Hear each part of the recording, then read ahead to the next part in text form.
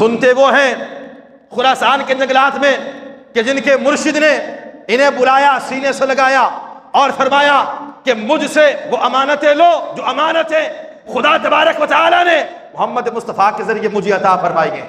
اور پھر اس کے بعد آپ کو ایک حجرہ دے دیا، کہا کہ جائیں آپ وہاں جا کر قرآن پڑھیں، عبادتیں کریں، شب و روز عبادت کریں، آپ کو ہم ایک خاص مقام تک پہنچانا چاہتے ہیں۔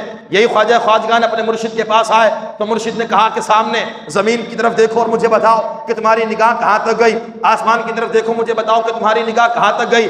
یہ انہوں نے سنا کہ جنہوں نے اس وقت یہ کہا اپنے پیر و مرشد سے کہ میں زمین پر نگاہ ڈالتا ہوں تو ساتوں زمین یہ میرے نگاہوں کے سامنے ہے، اگر آسمان کی طرف دیکھتا ہوں تو رب کے ساتوں آسمان میری نگاہ کے سامنے پڑے ہیں۔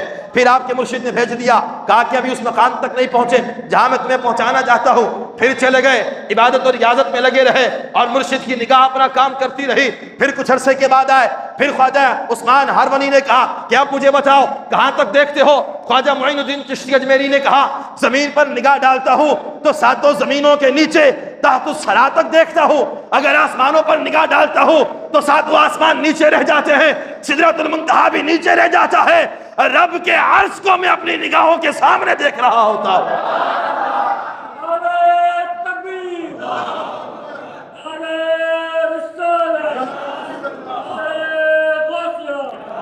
سنیں نا کہنے والا کون ہے اور سننے والا کون ہے؟ یہ خواجہ معین الدین جنہوں نے سنا خراسان کے جنگلات کے اندر، پھر بھیج دیا، کہا کہ جاؤ ابھی تم اس مقام تک نہیں پہنچے جہاں میں تمہیں پہنچانا چاہتا ہوں۔ پھر آئے، پھر پوچھا کہ اب بتاؤ کہاں تک دیکھتے ہو؟ تو خواجہ معین الدین نے کہا کہ اب تو رب کے 18,000 عالم میری نگاہوں کے سامنے پڑے ہیں۔ پھر خلافت بھی عطا فرمائی، خرقہ بھی عطا فرما دیا۔ اب جو زمین پر بیٹھ کر رب کے عرش کو دیکھے، کہے نا سبحان اللہ، جو زمین پر بیٹھ کے تحت الثری تک دیکھے، وہ خراسان میں بیٹھ کر بغداد کو نہیں دیکھ سکتا۔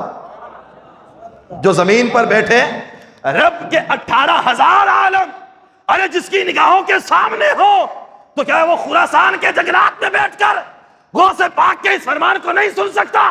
سن سکتا ہے۔ کیا غوث پاک اپنی آواز پہنچا نہیں سکتے؟ یہ تو پیران پیر ہیں، یہ تو روشن ضمیر ہیں۔ خواجہ معین الدین تو رب کے 18,000 عالم نگاہوں کے سامنے دیکھ رہے ہیں۔ جب خواجہ معین الدین چشتی کے مقام کا یہ عالم ہے اور خواجہ صاحب جن کے حکم پر اپنی گردن جھکا رہے ہیں، اس پیران پیر کا مقام اور اس کی بلند و بالا شان کی عظمت کا عالم کیا ہوگا؟